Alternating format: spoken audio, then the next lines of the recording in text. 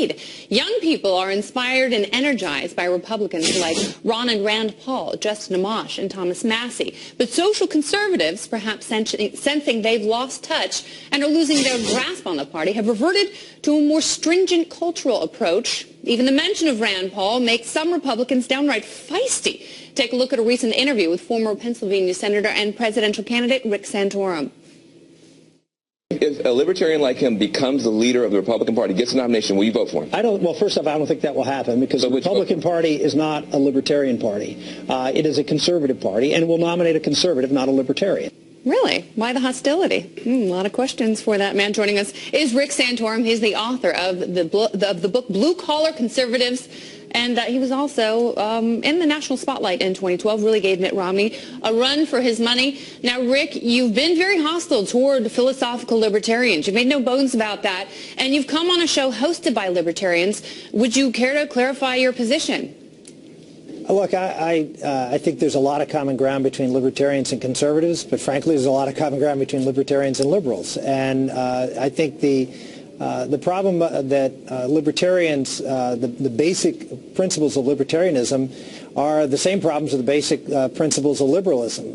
They don't work in practice. They work in theory, not in practice. And one of the things about conservatism, the reason I am a conservative, is because conservatism isn't an ideology. It's looking at what has the values and principles that have worked and succeeded in building the greatest country in the history of the world, and we try to take those principles and play them forward into solving the problems that there are today. And I think to the extent that libertarians buy into that and recognize the value that what has worked in the past and succeeded in making America great, then we can be on board together. Now, American greatness is based on individual freedoms and individuals succeeding and getting the government out of their way. The reason so many people, especially so many young people, are turning toward a libertarian philosophy is because they have seen government failing them.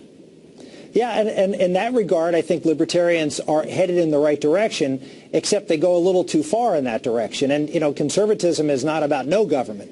There has to be... Neither is libertarianism, and you have said that. You have said that libertarians are going to cause chaos because they believe in no government. They believe in just cutting out most federal agencies, and that's a misnomer. I mean, I would challenge you to come up with some libertarian authors and literature that you have read that has informed this position. But before I do that, I want to ask you about a quote of yours. It says, "A rising tide lifts all boats unless your boat has a hole in it." A lot of Americans, we've got holes in our boats.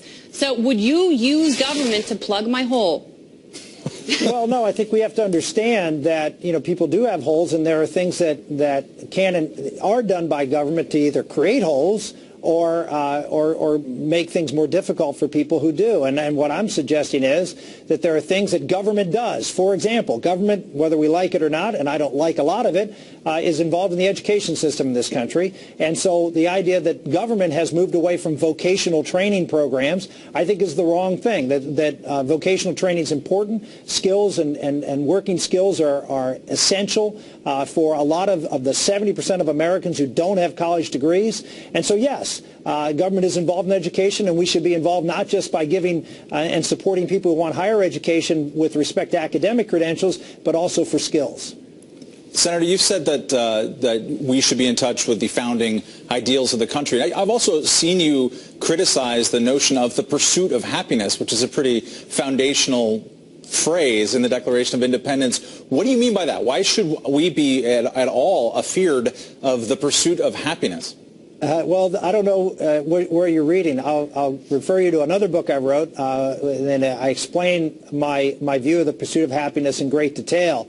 The pursuit of happiness is one that I didn't quite understand when I read Life, Liberty, and Pursuit of Happiness, thinking life and liberty are great, profound, fundamental rights.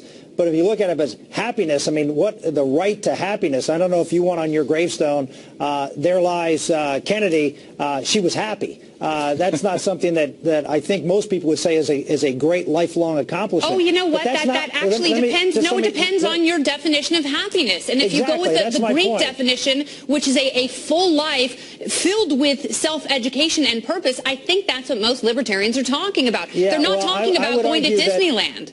Yeah, I would argue that that's not what our founders were talking about. But the more I looked at you mean the ones who definition, were influenced by neoclassical thought that has its roots in Greek philosophy? The more I looked at what our founders were talking about and looking at dictionary definitions at the time and looking at writings at the time, they understood happiness to mean true happiness, not pleasure and enjoyment as we sort of see happiness today, but doing what you ought to do, doing what you're oriented and to use the writing at the time, what God had oriented you to do. In other words, doing the right thing, not doing whatever you wanted to do. And so that was real happiness, was pursuing an aim that was true, good, and right for you and for everyone else. And so that's what, if you look at what our founders were talking about, was the ability to have the right to life, which was protected by the government, and number one. Number two, to have liberty to be able to pursue what you ought to do. Yeah, but not your version of what I ought to do. I mean, would argue it's not doing whatever you want to do, but doing what you ought to do. And that's really not what libertarians freedom is for. argue. That is not what libertarians argue, and that is a misrepresentation. Here's another quote from you. This idea that people should be left alone, be able to do whatever they want to do, that we shouldn't get involved in the bedroom, we shouldn't get involved in cultural issues, that is not how traditional conservatives view the world. So do you really think that you're going to be elected president by going into people's bedrooms? No one wants to go into people's bedrooms. I mean, that's what the quote says. But abortions don't happen in bedrooms. Abortions happen in clinics and hospitals after certain actions have taken, and you have a human life. And a human life is a fact. That thing in the womb is a human being. And what the Constitution requires is the protection of that life.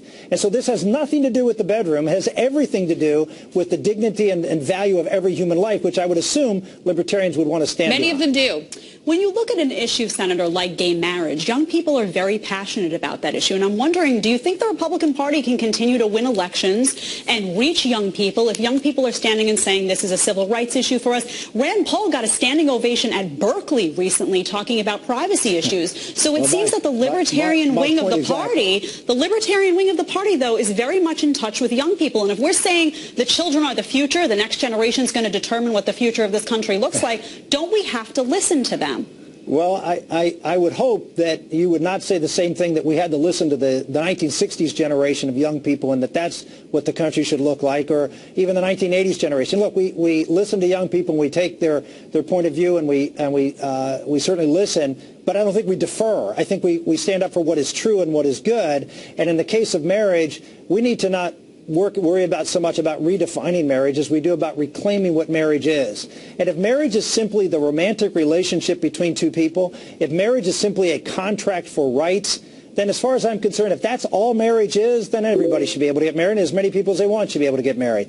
But that's not what marriage is. Marriage is the union of a man and a woman for the purpose of having and raising children and providing that child its birthright. All right, well, maybe if fewer people had abortions and gave their children up for adoption, then gay couples could get married and adopt those babies and have that sacred family unit. You didn't hear the rest of my comment because you were talking over me, but what I said was that the natural right, I was continuing to comment and you interrupted me. But okay. What I said was that right of a child to have his natural or her natural mother and natural father raise that child. That is what society should orient toward. That is the best and most promising opportunity for a child to have its greatest opportunity for a successful life and for society to be in the best possible position. And that's what we should orient our society toward. Well, sometimes you can't have it both ways. You can't have children who are, naturally raised in their homes. Sometimes kids are put up for adoption.